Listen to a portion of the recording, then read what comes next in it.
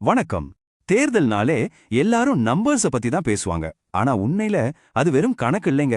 அது மக்களோட நம்பிக்கை, அவங்களோட அன்றாட போராட்டங்கள், அவங்க எதிர்காலத்தை பத்தின கனவுகள், இது எல்லாத்தோட ஒரு பிரதிபலிப்பு.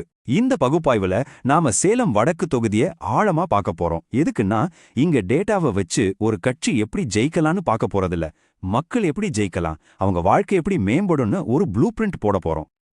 பாருங்க, பெரிய பெரிய தேசிய அரசியல் கதையெல்லாம் எங்க முடிவாகுதுன்னு நினைக்கிறீங்க? நம்ம ஊர்ல, நம்ம தெருவுல தான்.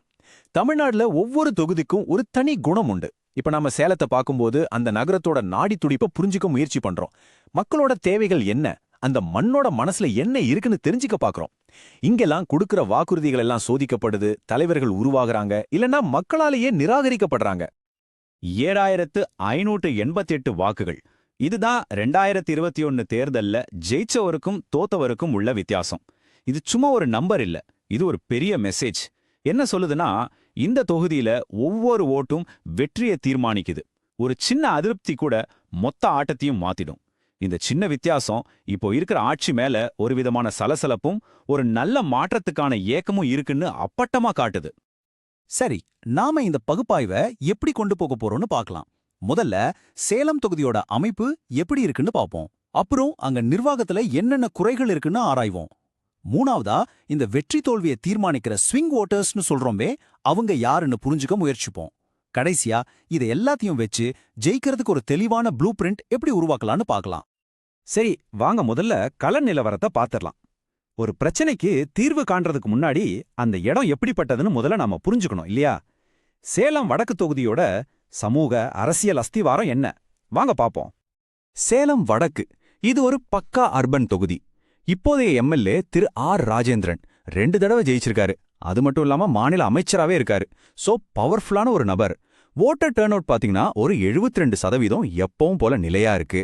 சமூக ரீதியா வன்னியர்கள், செட்டியார்கள், ஆதிதிராவிடர்கள்னு முக்கிய சமூகங்கள் இருந்தாலும் யாருக்குமே ஒரு முழுமையான மெஜாரிட்டி கிடையாது. இது ரொம்ப முக்கியமான பாயிண்ட். ஏன்னா இதனால எங்க அரசியல் வெறும் அடையாளத்தை வச்சு நடக்காது, மக்களோட அன்றாட பிரச்சனைகளை மையமா வச்சுதான் நடந்தாகணும். சரி, இப்போதான் நம்ம விஷயத்தோட ஆழத்துக்கே வரோம். வெளியில இருந்து பார்க்க எல்லாம் சரியா இருக்கிற மாதிரி தெரியலாம். ஆனா அஸ்திவாரத்துல சில விரிசல்கள் இருக்கு. இந்த விரிசல் தான் மக்களோட கோபமா, அதிருப்தியா வெளிப்படுது. அதாவது நிர்வாகத்துல இருக்கிற பற்றாக்குறைகளை பத்தி நாம இப்ப ஆழமா பேச போறோம். இந்த ஸ்கோர் கார்டை பாருங்க. இதுதான் நிர்வாகத்தோட ஹெல்த் ரிப்போர்ட். நல்ல திட்டங்கள், அதாவது வெல்ஃபேர், மீடியம்ல இருக்கு. நான் என்ன அர்த்தம்? கவர்மெண்டோட நல்ல எண்ணங்கள் முழுசா மக்களை போய் சேரல, எங்க ஒரு கேப் இருக்கு. ட்ரஸ்ட், அதாவது நம்பிக்கை, அதுவும் மீடியம் தான். மக்கள் திரும்பவும் ஓட்டு போட்டிருந்தாலும் உள்ளூர்ல கோவம் அதிகமாயிட்டு வருது. ஆனா பெரிய ரெட் சிக்னல் எங்க இருக்குன்னா இன்ஃப்ராஸ்ட்ரக்சர்ல தான். அதுக்கு ரேட்டிங் லோ. இது ஒரு அபாய மணி. அந்த லோ ஸ்கோருங்கிறது வெறும் வார்த்தை இல்லைங்க, அது மக்களோட தினசரி வழி. கிடப்புல போட்ட அந்த 100 ஏரி திட்டம் அது வெறும் திட்டம் இல்ல, ஒரு உடைந்த வாக்குறுதி. குண்டும் குழியுமா இருக்கிற ரோடும் டிராஃபிக்கும் தினமும் மக்களை வாட்டி வதைக்குது. படிச்ச பசங்களுக்கு ஊர்ல வேலை இல்ல. ரொம்ப முக்கியமா மக்கள் இப்ப என்ன கேட்க ஆரம்பிச்சிட்டாங்கன்னா, எங்களுக்கு இலவசம் வேண்டாம், நிலையான தீர்வு கொடுங்கன்னு கேட்க ஆரம்பிச்சிட்டாங்க. நம்ம அரசியல் அமைப்பு ஒவ்வொரு குடிமகனுக்கும் ஒரு கண்ணியமான வாழ்க்கைக்கு உத்தரவாதம் கொடுக்குது. அந்த கண்ணியம் எங்கிருந்து ஆரம்பிக்குது? இந்த மாதிரி அடிப்படை வசதிகளை சரியா செஞ்சு கொடுக்கறதுலேருந்து தான். வெறும் உணர்ச்சிகரமான பேச்சுகளை தாண்டி இந்த உண்மைகளை வச்சு பொறுப்போட விவாதம் பண்றதுதான் ஒரு ஆரோக்கியமான ஜனநாயகத்துக்கு அழகு. சரி, பிரச்சனைகள் எல்லாம் பார்த்துட்டோம். ஆனா ஒவ்வொரு பிரச்சனைக்குள்ளேயும் ஒரு வாய்ப்பு ஒளிஞ்சிருக்கும். இப்ப அதை பத்தி தான் பேச போறோம். இப்போ இருக்கிற ஆட்சியாளரோட பலவீனங்கள் ஒரு குறிப்பிட்ட வாக்காளர் கூட்டத்தை உருவாக்கியிருக்கு. அவங்க கையில தான் அடுத்த தேர்தலோட முடிவு இருக்கு. அதுதான் அந்த 10% வாய்ப்பு. ஜெயிக்கிறதுக்கு வழி எங்க இருக்கு? இந்த நம்பர்ஸ பாருங்க. திமுகவுக்கும் அதிமுகவுக்கும் உள்ள ஓட்டு வித்தியாசம் வெறும் 4% தான். ஆனா மக்கள் நீதி மையம், நாம் தமிழர், நோட்டானு ஓட்டு போட்டவங்களோட மொத்த எண்ணிக்கை 10%க்கும் மேல இருக்கு. அப்ப யார் கையில அதிகாரம் இருக்கு? இந்த 10% வாக்காளர்கள் கையில தான். இவங்கள யார் பக்கம் திருப்புறாங்களோ அவங்களுக்கு தான் வெற்றி. இது சிம்பிள் கணக்கு. அப்ப இந்த ஸ்விங் ஓட்டர்னா யாரு? அவங்க எந்த கட்சிக்கும் கொடி பிடிக்கிறவங்க இல்ல.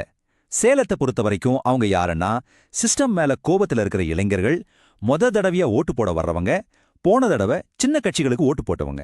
இவங்க பிரச்சனைய பார்த்து ஓட்டு போடுவாங்க. வெறும் வாக்குறுதியை கொடுத்து இவங்களை ஏமாத்த முடியாது. எதிர்காலத்துக்கு ஒரு தெளிவான, நம்பகமான திட்டத்தை காட்டணும். இந்த ஒரு வரி நிலைமைய பழிச்சுன்னு சொல்லுது. அதிகாரத்தோட சாவி அதிருப்தியில இருக்கிறவங்க கிட்டயும் இன்னும் முடிவெடுக்காதவங்க கிட்டயும் தான் இருக்கு. இவங்கள வெறும் ஓட்டு பேங்கா பார்க்க கூடாது. இவங்க தான் மாற்றத்தை கொண்டு வரப்போற சக்திகள். அவங்க நம்பிக்கையை ஜெயிக்கிறது தான் ஒரு சேலஞ்சரோட முதல் மற்றும் மிக முக்கியமான வேலை. ஓகே, பிரச்சனைய அலசி ஆராய்ஞ்சாச்சு. இப்ப அதுக்கான மருந்து என்னன்னு பார்க்கலாம். இது வெறும் தேர்தல் நேரத்து வாக்குறுதி இல்ல, இது ஜெயிக்கிறதுக்கும் ஜெயிச்சதுக்கு அப்புறம் மக்களுக்கு சரியா சேவை பண்றதுக்குமான ஒரு நிர்வாக வரைபடம். இந்த ஜெயிக்கிறதுக்கான ப்ளூ பிரிண்ட் ரொம்ப சிம்பிள். மூணு முக்கியமான விஷயங்கள்ல நிக்குது. 1, மக்களுக்கு பாதுகாப்பான குடி தண்ணீரை கொடுக்கணும். அந்த கிடப்புல போட்ட 100 ஏரி திட்டத்தை தூசி தட்டி முடிக்கணும். 2, ஊர்ல உருப்படியான ரோடு போட்டணும், இன்ஃப்ராஸ்ட்ரக்சரை நவீனப்படுத்தணும். 3, இளைஞர்களுக்கு வேலைவாய்ப்பை உருவாக்கணும், அதுக்கு ஒரு ஐடி பார்க் கட்டணும். பாத்தீங்களா, மக்களோட முதல் 3 பிரச்சனைக்கு இதுதான் நேரடியான 3 தீர்வுகள். இதுக்கு பேரு தான் கவர்னன்ஸ் ROI, அதாவது நிர்வாகத்துல நாம போடுற முதலீட்டுக்கு என்ன ரிட்டர்ன் வருதுங்கிற கணக்கு. சிம்பிளா சொன்னா மக்களோட வரி பணத்துக்கு என்ன பலன் கிடைக்குதுன்னு சொல்றது. ஒரு உதாரணத்துக்கு, தண்ணி பிரச்சனையை தீர்க்க 500 கோடி செலவு செஞ்சா 4 வருஷத்துல 2 லட்சத்துக்கும் அதிகமான மக்களுக்கு 24 மணி நேரமும் தண்ணி கிடைக்கும். ஒரு 150 கோடி முதலீட்டுல ஒரு ஜாப்ஸ் ஹப் உருவாக்குனா 3 வருஷத்துல 3000 பேருக்கு புதுசா வேலை கிடைக்கும். இந்த மாதிரி டேட்டாவை வச்சு வெளிப்படையா நிர்வாகம் பண்ணும்போது அது எப்பவும் மக்கள் நம்பிக்கை மேலதான் கட்டப்படணும். குடிமக்களோட தனிப்பட்ட தகவல்களோட பிரைவசியை மதிக்கணும், அவங்க சம்மதத்தோட தான் எதையும் செய்யணும். இது நம்ம இந்தியாவோட DTDP சட்டத்தோட அடிப்படை கொள்கை. ஆக கடைசி கேள்விக்கு வந்திருக்கோம். வெறும் ஆள்பலம் அதிகார பலத்தை வச்சு ஜெயிக்கிற அரசியலுக்கு மத்தியில இந்த மாதிரி டேட்டாவை வச்சு மக்களோட பிரச்சனைக்கு தீர்வு சொல்ற ஒரு நிர்வாக திட்டம் ஜெயிக்குமா? சேலம் வடக்கோட எதிர்காலம் இந்த கேள்விக்கான பதில்ல தான் இருக்கு. முடிவு மக்கள் கையில.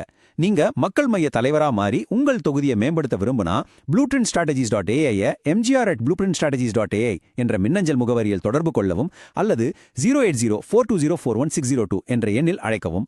அரசியலுக்கு அப்பா